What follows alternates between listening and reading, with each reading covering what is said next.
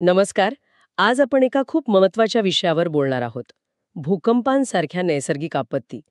म्हणजे अशा वेळी आपल्या इमारती कशा सुरक्षित राहतात. एवढ्या मोठ्या भूकंपाच्या शक्तीला तोंड देण्यासाठी इमारतींचं डिझाईन कसं करतात. चला, याची जरा सखोल माहिती घेऊया. अगदी.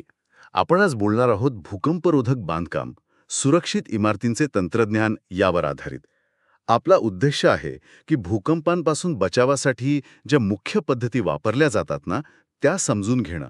म्हणजे विशेषतः डक्टिलिटी किंवा इमारतीची लवचिकता आणि बेस आयसोलेशन म्हणजे पाया वेगळा करणं, ह्या दोन महत्वाच्या गोष्टी. सुरुवात करूया मग. या बांधकामाची मूळ तत्व काय आहेत? म्हणजे इमारत कोसळू नये म्हणून काय विचार असतो नेमका? हो, तर मुख्य उद्देश काय की इमारत कोसळण्यापासून वाचवायची, नुकसान कमीत कमी ठेवायचं आणि सगळ्यात महत्त्वाचं आतल्या लोकांची सुरक्षा. यासाठी इमारती कशा बनवतात? एकदम ताठर नाही, तर भूकंपाची जी प्रचंड ऊर्जा आहे ती शोषून घेण्यासाठी आणि एका नियंत्रित पद्धतीने हालचाल करण्यासाठी डिझाईन करतात. अच्छा, नियंत्रित हालचाल. हे जरा वेगळं वाटतंय ऐकायला. म्हणजे इमारत थोडी हलायला देतात असं काही? बरोबर, अगदी बरोबर. इथेच डक्टिलिटी म्हणजे लवचिकतेचा मुद्दा येतो. डक्टिलिटी म्हणजे काय, तर इमारत किंवा तिचे भाग ते न तुटता म्हणजे लक्षणीयरित्या वाकण्याची किंवा आकार बदलण्याची क्षमता. तुम्ही विचार करा, एखादी गोष्ट जी सहज वाकते ना, ती पटकन तुटत नाही. यामुळे काय होतं, भूकंपाची ऊर्जा हळूहळू शोषली जाते, इमारत एकदम कोसळत नाही. ओके. आणि हे साधतात कसं? म्हणजे काय वापरतात यासाठी? सगळ्यात जास्त वापरलं जातं ते म्हणजे प्रबलित कॉन्क्रीट. RC म्हणतात त्याला, रिइन्फोर्स्ड कॉन्क्रीट. यात कसं असतं, कॉन्क्रीट दाब सहन करायला उत्तम असतं आणि आत ज्या स्टीलच्या सळ्या असतात म्हणजे रीबार, त्या ताण सहन करतात. आणि महत्वाचं म्हणजे त्या न तुटता ताणल्या जातात. याचमुळे ती लवचिकता म्हणजे डक्टिलिटी मिळते. हे स्टील अक्षरशः ऊर्जा स्वतःमध्ये सामावून घेतं. अच्छा, म्हणजे स्टीलमुळे लवचिकता येते, हे खूप महत्वाचं आहे. आणखी काही साहित्य वापरतात का? हो, संरचनात्मक स्टील म्हणजे स्ट्रक्चरल स्टील ते स्वतःच खूप लवचिक आणि मजबूत असतं. आणि आता तर प्रबलित गवंडी काम म्हणजे रिइन्फोर्स्ड मेसनरी किंवा अभियांत्रिक लाकूड इंजिनियर्ड टिंबर याचाही वापर काही ठिकाणी करतात. अर्थात फक्त लवचिकता पुरेशी नाही. इमारतीला मूळ ताकद म्हणजे स्ट्रेंथ ती हवीच. ती योग्य प्रमाणात ताठर पण हवी, स्टिफनेस म्हणतात त्याला. आणि समजा एक भाग निकामी झाला तर दुसऱ्या भागाने भार घ्यायला हवा, त्याला रिडंडन्सी म्हणतात. ओके, म्हणजे बऱ्याच गोष्टी आहेत. हो, हे सगळं मिळून मग सुरक्षितता वाढते. तर एक मार्ग झाला की इमारतीला आतूनच मजबूत आणि लवचिक बनवायचं, भूकंपाला तोंड द्यायला. पण तुम्ही बेस आयसोलेशनचा पण उल्लेख केला होता सुरुवातीला. तो दृष्टिकोन एकदम वेगळा आहे ना? अगदी वेगळा. बेस आयसोलेशन म्हणजे काय, तर इमारतीला जमिनीच्या तीव्र हालचालींपासून अक्षरशः वेगळं करणं. जणू काय आपण इमारतीला जमिनीपासून डिस्कनेक्ट करतोय. डिस्कनेक्ट.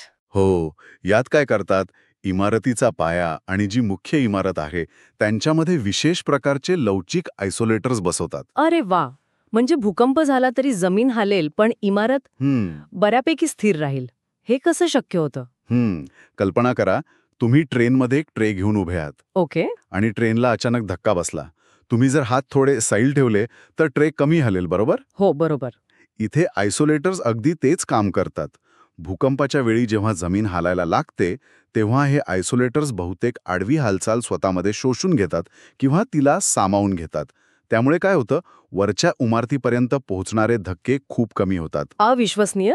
म्हणजे खरंच इमारत एका काय म्हणतात त्याला उशीवर तरंगत ठेवल्यासारखं झालं. हे आयसोलेटर्स कसले बनलेले असतात? यात मुख्य 2 प्रकार आहेत. एक, इलॅस्टोमेरिक बेरिंग्स. याचंच एक उदाहरण म्हणजे लीड रबर बेरिंग्स, LRB. यात रबराचे थर असतात आणि मध्ये शिशाचा गाभा असतो. अच्छा. रबर लवचिकता नेतं आणि शिसा ऊर्जा शोषून घेतो. दुसरा प्रकार आहे स्लाइडिंग बेरिंग्स. उदाहरणार्थ फ्रिक्शन पेंडुलम सिस्टम, FPS. यात इमारत एका विशिष्ट वक्राकार पृष्ठभागावर नियंत्रित पद्धतीने सरकते म्हणजे घसरते. त्यामुळे भूकंपाची ऊर्जा कमी होते.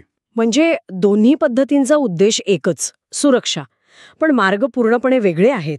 एका पद्धतीत इमारत ऊर्जा सहन करते तर दुसऱ्या पद्धतीत ऊर्जा इमारतीपर्यंत पोहोचूच देत नाही जास्त प्रमाणात. अगदी बरोबर. बेस आयसोलेशनचा मोठा फायदा काय आहे की इमारतीला तर कमी धोका असतोच, पण आतल्या वस्तूंना पण. म्हणजे विचार करा, हॉस्पिटलमधली नाजूक उपकरणं किंवा संग्रहालयातल्या मौल्यवान वस्तू. हो ना, त्यांचं संरक्षण होतं. बरोबर. आणि भूकंपानंतर इमारत लगेच वापरण्यायोग्य राहण्याची शक्यताही खूप जास्त असते. हे तर खूपच छान आहे. पण हे प्रत्यक्षात आणणं किती सोपं आहे? म्हणजे काही आव्हानं नसतील का यात? नक्कीच आहेत. आव्हानं आहेतच. दोन्ही पद्धतींमुळे काय होतं, बांधकामाचा सुरुवातीचा खर्च वाढतो. हं, आणि बेस आयसोलेशनसाठी इमारतीच्या भोवती थोडी मोकळी जागा लागते हालचालीसाठी, जी गर्दीच्या शहरांमध्ये मिळणं कधीकधी कठीण होऊ शकतं. शिवाय त्याची देखभाल आणि ते दीर्घकाळ कसं काम करेल याचाही विचार करावा लागतो. बरोबर. आणि ह्या तंत्रज्ञानाचं भविष्य कसं दिसते? पुढे काय? आता जास्त भर आहे तो कार्यक्षमतेवर आधारित डिझाईनवर, म्हणजे परफॉर्मन्स बेस्ड डिझाईन. याचा अर्थ काय की भूकंपात इमारतीचं नेमकं कसं वर्तन अपेक्षित आहे हे आधीच ठरवून डिझाईन करायचं. पुढे जाऊन स्मार्ट मटेरियल्स, जास्त अचूक कम्प्युटर मॉडेलिंग यांचा वापर नक्कीच वाढेल. उत्तम. तर आज आपण पाहिलं की भूकंपांपासून इमारती सुरक्षित ठेवण्याचे 2 मुख्य मार्ग आहेत. एक म्हणजे डक्टिलिटी म्हणजे लवचिकतेचा वापर करून इमारतीलाच ऊर्जा शोषायला शिकवणं आणि दुसरा म्हणजे बेस आयसोलेशन वापरून इमारतीला जमिनीच्या कंपनांपासूनच एक प्रकारे वेगळं करणं. अगदी. आणि जाता जाता एक विचार मनात येतो.